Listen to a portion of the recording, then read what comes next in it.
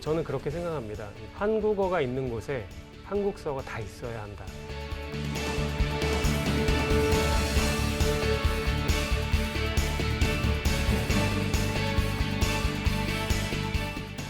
시청자 여러분 안녕하십니까? 이슈앤피플 장영수입니다. 사회적 거리두기는 완전히 해제가 됐고 코로나19 감염병 등급도 2등급으로 낮춰졌습니다. 물론 종식까지는 시간이 걸리겠지만 그동안 코로나 현장의 숨은 주역들에게 감사하다는 생각을 안 할 수가 없습니다. 오늘 초대 손님도 그런 분입니다. 방역당국의 브리핑 때마다 등장을 해서 많이 알려지신 분인데요. 수어 통역사 권동호 님을 모셨습니다. 안녕하세요. 네, 안녕하십니까? 네, 반갑습니다. 이게 뭐 저도 이 통역사님한테 배웠지만 이게 맞는 거죠? 네, 잘하셨습니다. 안녕하십니까? 네, 너무 잘. 네. 안녕하십니까? 안녕하세요라는 수어입니다. 예. 그동안 2년 이상의 팬데믹 기간이었는데 네. 많이 알려지신 만큼 그만큼 힘드셨을 것 같아요. 돌아보시면 어떻습니까? 아, 네. 2년이란 시간이 어떻게 갔는지 모를 만큼 여러 감정들이 좀 드는데요. 예. 최근에 그 거리두기 해제를 발표하는 것을 제가 직접 옆에 있지는 않았지만 거리두기 해제하는 걸 보면서 뻔한 말일지 모르겠지만 시원섭섭하다라는 좀 생각이 들긴 했어요. 왜냐하면 2년 동안 가장 힘들었던 걸 얘기하라면 전국에 계신 그 수어 사용자분들이 저의 손만 주목을 하고 있기 때문에 혹시라도 실수하지 않을까 하는 긴장감, 매회 긴장감이 있었는데 마침 2년이란 시간이 눈 깜짝할 사이에 지나간 것처럼 끝나버리니까 내가 좀 더 열심히 할 걸 그랬나? 라는 아쉬움들이 좀 복합적인 감정들이 많이 드는 것 같습니다. 네. 네. 사실 저를 비롯해서 국민들은 잊고 싶은 기억인데 우리 그 수어 통역사 권동호님께서는 쉽게 잊혀지지 않을 그 시간들일 것 같아요. 네, 맞습니다. 가장 기억에 남는 순간은 어느 때입니까? 어떤 브리핑 그 현장이 딱 기억나는 건 아니고 왜냐하면 매번 긴장했고 항상 떨었기 때문에 어떤 특정한 장면이 기억나진 않더라고요. 다만 한 가지 에피소드가 있다면 제가 그 세종이란 곳을 처음 가보는 거여서 아무래도 좀 늦으면 안 되기 때문에 좀 서둘렀던 기억이 있는데 KTX에서 내려서 좀 서둘러서 뛰어가다 보니까 역사 안에서 좀 넘어진 적이 있어요. 역사 안에서 그렇군요. 꽈당하고 넘어졌는데 안경다리 한쪽이 부러졌거든요. 네. 일단은 아픈 거는 차치하고 열심히 시간을 맞춰가야 돼서 달려갔는데 이제 제가 눈이 당시에는 지금은 뭐 눈 수술을 해서 잘 보입니다만 당시에 수술 안 해서 안경 벗으면 잘 안 보이거든요.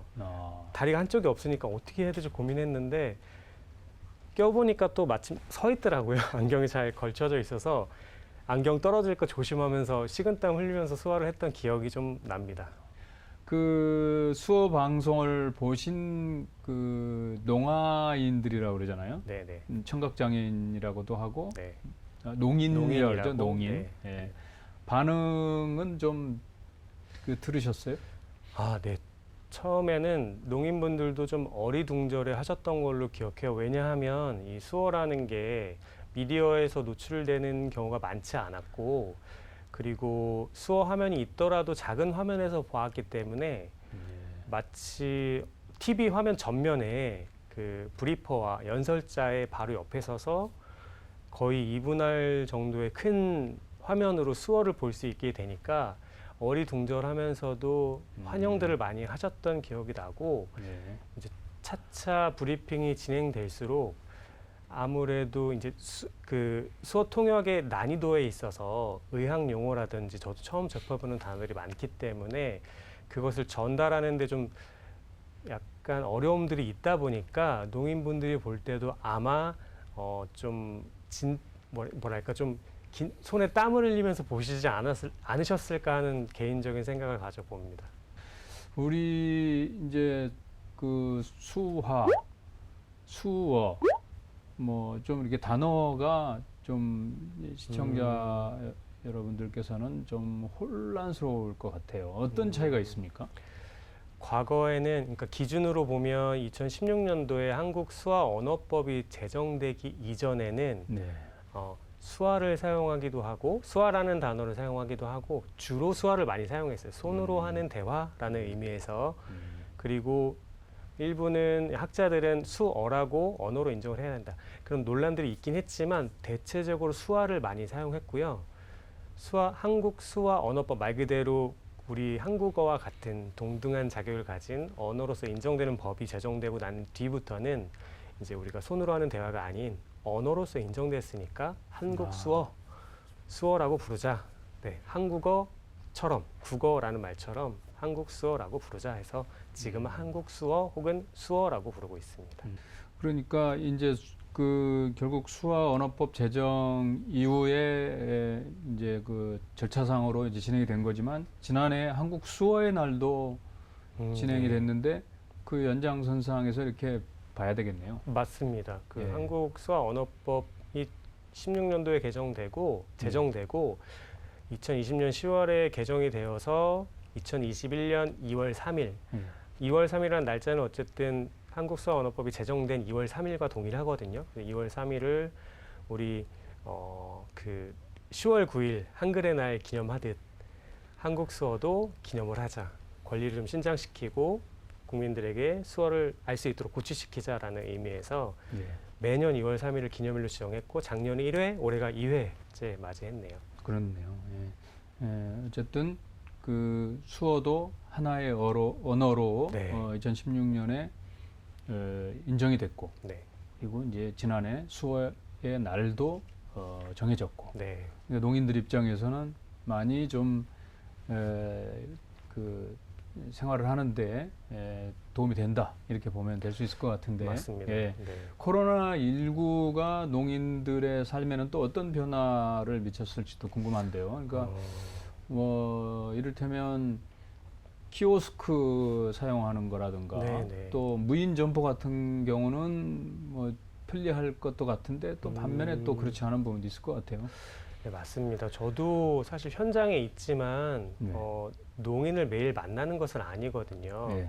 그래서 좀 찾아봤는데 안 그래도 2021년도에 그 학자들이 연구한 논문이 좀 있더라고요. 코로나19 상황에서의 농인이 겪는 어떤 그 어려운 상황들을 연구 논문으로 만들어 놓은 게 있어서 살펴봤더니 농인은 평소에 이제 우리 주류라고 하는 말을 하는 사람들, 청인분들과 항상 수어 통역사가 대동하지 않는 상황에서 마트를 가거나 뭐 은행을 가거나 관공서를 갔을 때 혹은 뭐 간단한 음식을 주문하러 갔을 때도 의사소통에 어려움이 있을 거 아닙니까? 근데 코로나가 시작되면서 그게 더 어려워진 거죠. 예를 들면 주문하려고 하면 그 어떤 입모양을 보고 좀 파악을 할 수 있어야 되는데 마스크를 써버리게 되니까 의사소통 자체가 너무 힘들어지고 그리고 비대면 시대가 되면서 모든 민원 업무들이 직접 가기보다 전화 업무로 대체가 되다 보니까 농인분들이 더욱 고립이 되는 상황이 되었고 심지어 지역에 수어 통역 센터라는 곳이 다 있어요. 말 그대로 농인이 어떤 어려운 상황에 직면했을 때 수어 통역을 불러서 서비스할 수 있는 기관인데 수어 통역 센터도 마침 다른 시설과 마찬가지로 이용이 좀 제한이 되면서 통역사를 부르기도 어려운 상황이 돼서 의사소통 면에 있어서 청인들보다도 좀 더 고립된 좀 어려운 생활을 좀 한 것 같습니다. 말씀하신 것 중에 이제 키오스크나 그다음에 무인점포 같은 경우는 저희도 편리하긴 한데 편리함은 일부군요. 일부지만 이제 아무래도 한글 위주로 되어 있다 보니까 한국어 위주로 되어 있다 보니까 아무래도 좀 힘들지 않았을까. 네. 팬데믹이 모든 분들한테 불편을 준 거는 분명하군요. 네. 그 방금 청인이라고 말씀하셨는데 정상적으로 듣고 말하는 사람을 청인, 그러니까 농인 대비 청인이라고 표현을 쓰는 거죠. 네. 예. 우리는 이제 그 정체성으로 이제 수어를 사용하는 분들, 청각 장애가 있지만 수어를 이제 국어처럼 사용하시는 분들을 우리 농인이라는 개념으로 만들고 네. 그에 대비되는 개념에서 이제 소리를 듣고 말을 하시는 분들을 청인이라는 개념으로 우리가 흔히 아까 말씀하셨지만 장애 비장애 개념을 구분하듯이 농인, 청인 이렇게 구분해서 사용하고 있습니다. 네. 우리 그 통역사님은 올해로 16년 차라고 하시는데 네. 팬데믹이 이제 오히려 삶의 변화를 많이 가져다 주지 않았을까 싶고요. 실제로 문재인 대통령이 그 덕분에 그 챌린지. 캠페인이죠. 네, 네. 챌린지에 이제 지목하셔가지고 네, 네. 더 이렇게 유명세를 타신 것 같은데 뭐 실감을 하시는 거죠? 일단 제가 이렇게 여러 방송 매체 인터뷰에 이 자리도 마찬가지지만 저는 그냥 일반인이었는데 이런 자리에 앉게 될 거라고 사실 2년 이전에는 2년 전에는 상상도 하지 못했죠. 근데 사실 좀 안타까운 건 저는 사실 그냥 통역사라서 제가 어떤 수어 통역사라는 직업을 알리는데 좀 일조를 한 것 같긴 하지만 사실 고생하신 그 의료진 분들에 비하면 역할이 되게 미미하거든요. 그런데 이제 아무래도 이런 약간의 관심을 받는 것들이 기분은 사실 사람이라서 예. 좋기는 한데 농인분들께는 좀 죄송한 마음도 사실 있어요. 저보다는 이제 수어랑 농인의 삶이 어떤지가 더 조명이 됐으면 하는 좀 바람이 있죠. 네. 당연히 그 제가 앞서서도 말씀했지만 사실 코로나19 때문에 지금 의료진도 말씀하셨고 고생하신 분들이 정책 당국자들도 네. 그렇고 많은 분들이 고생들을 하셨는데 우리 통역사님도 마찬가지고 그런데 이제 또 관심을 많이 받는 측면에서는 또 보람을 더 느끼셨을지 않을까 이런 생각이 들고요. 네. 그 통역할 때 보면은 그냥 표정 연기에 가까울 정도로 이렇게 그 온몸으로 하시고 뭐 감정을 싣는다 그럴까요? 그렇게 하는 이유가 있습니까? 우리 국어와 마찬가지로 수어도 이제 문법이라는 게 존재해서요. 언어니까요.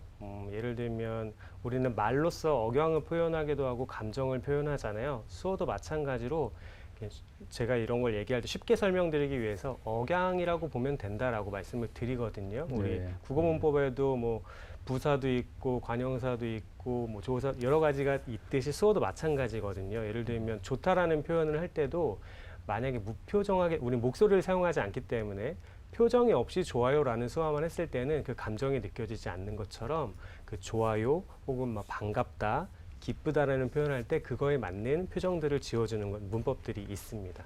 그래서 반드시 얼굴이 보여져야 되고요. 예. 그러니까 손 동작 외에도 얼굴 표정, 몸 동작이 네. 참 많이 하는데 전문용어로 보니까 이거를 손 동작과는 달리 비수지라고 표현을 네. 하던데 맞습니다. 그런 것들이 수어에는 반드시 필요하군요. 말씀 들어보니까. 네, 수어는 말 그대로 시각 언어이면서 동작 체계를 가진 언어라서 네. 머리부터 발끝까지 다 전신을 사용합니다. 네. 네. 그 특히 코로나 상황에서는 새로운 의학 용어들이 이제 많이 등장을 했지 않습니까? 네, 네. 뭐 당연히 이 자가격리, 뭐 거리두기도 그렇고 그런 것들을 이렇게 표현하는데 상당히 애로가 있었을 것 같은데요. 그게 가장 제가 브리핑하면서 늘 곤란했고 늘 공부해야 했고 항상 식은땀을 흘렸던 이유인데 이제 통역사 분들이 저 말고도 다른 분이 계시기 때문에 같이 연구를 하고 이 새로운 단어 혹은 의학 용어 혹은 전문 용어들을 어떻게 하면 쉽게 풀어서 설명할까에 대한 논의들을 많이 했고요. 예. 저희 통역사들끼리 논의뿐만 아니라 이러한 문제들이 있는 걸 이제 말 그대로 국어에 등재된 그 단어는 몇십만이 되지만 한국 수어에 그 사전에 등재된 단어는 몇만 개밖에 안 돼요. 어휘 수에서 많이 일단 차이가 나서 모든 한국어를 표현하기 좀 어려운 부분이 있기 때문에 가능하면 가지고 있는 풀 안에서 쉽게 설명하는 방식을 취하고요. 예. 이러한 중요한 어떤 브리핑에서 재난 브리핑에서 나오는 중요한 이슈에 관련된 뭐 거리두기라든지 뭐 확진자라든지 이런 중요한 단어들은 지금 중후부처가 문화체육관광부인데 그 산하의 국립국어원에서 이 공공 브리핑 업무를 맡고 있어요. 그 국립국어원 안에 새 수어 모임이라는 그 농인 수어 전문가 학자들이 모여서 그때 이슈들 단어에 관련된 수어를 어떻게 변화할 것인가를 연구해서 지정한 다음 공표하는 방식의 말 그대로 우리가 신조어 만들듯이 사전에 등재하듯 연구와 논의 과정을 통해서 새 수어를 만들고 공표하는 과정들을 지금 가지고 있습니다. 새 수어 모임에서 그걸 한다 네, 이거죠? 맞습니다. 네. 이 코로나 상황에서 그래도 그 가장 많이 쓰면서 가장 어려웠던 표현은 어떤 거였어요? 수어에서 항상 가장 어려운 표현은 눈에 보이지 않는 것을 표현하는 건데요. 네. 우리가 바이러스가 몸에 보이지 않잖아요. 네. 근데 바이러스라는 표현은 정말 눈에 보이게 바이러스라는 표현을 이렇게 벌레라는 표현으로 대체해서 사용해요. 몸의 안에 뭔가 작은 벌레가 있다. 그런데 그 벌레 중에서도 바이러스 중에서도 오미크론이나 뭐 델타다 이런 네. 것들은 표현하기가 어렵잖아요. 그렇죠. 그게 가장 힘듭니다. 보이지 않는 것을 눈에 보이게끔 표현하는 것, 추상적인 사실들을 시각화해서 표현하기 가장 어렵다고 보면 됩니다. 근데 지금 예로 든 용어들이 거의 매일 쓰셨을 것 같은데. 네, 그래서 오미크론이나 뭐 바이러스 이름에 관련된 것은 우리가 그냥 뭐 필기하듯이 기역, 니은, 디귿 한글 자음 모음을 쓰듯이 오미크론의 그 오, 영어 지문자 오를 써서 뭐 오미크론 이렇게 써주는 방식으로 대체를 하고 있습니다.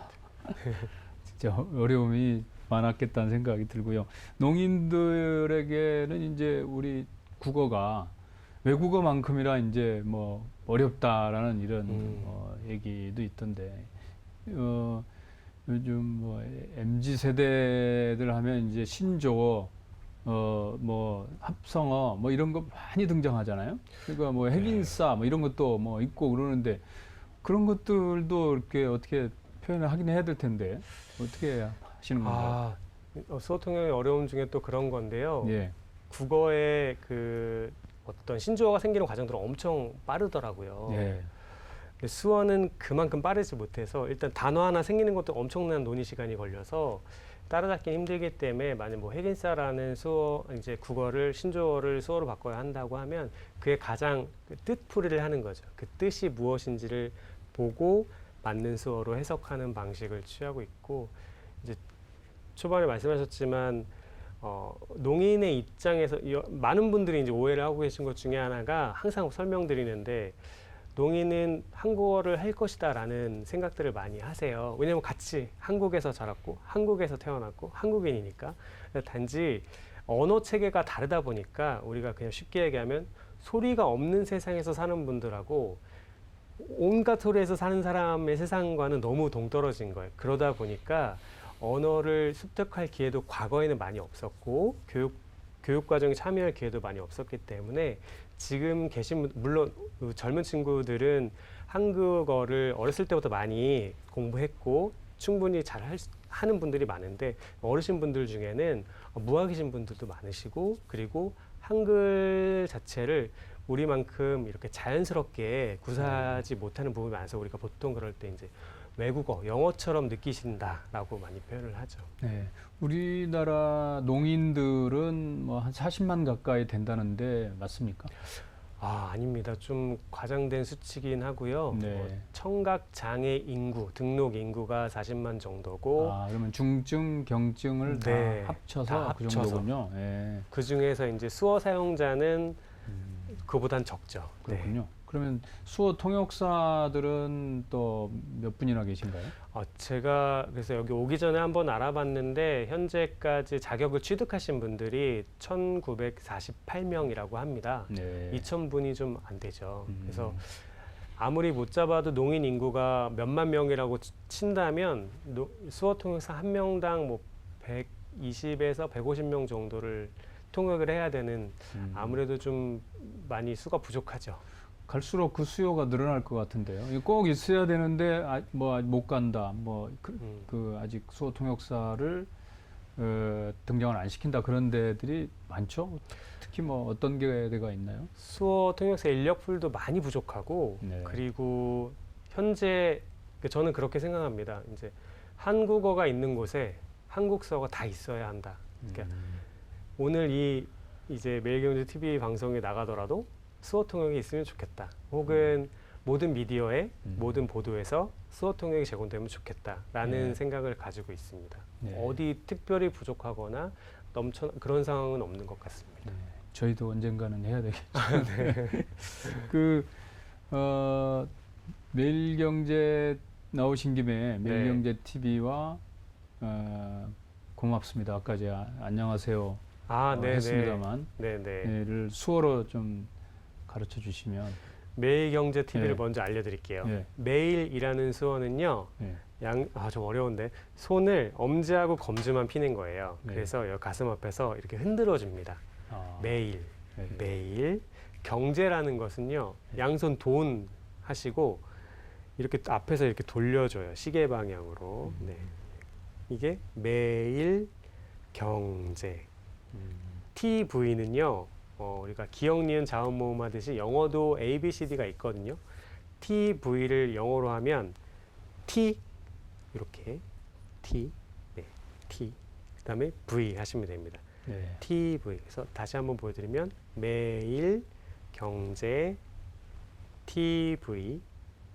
네, TV. 감사합니다는요. 왼손 등 위에다가 오른손 날을 두세 번 두드려주면 됩니다. 이렇게 여기 날, 새끼손가락 날을 톡톡톡 두드려주면 감사합니다.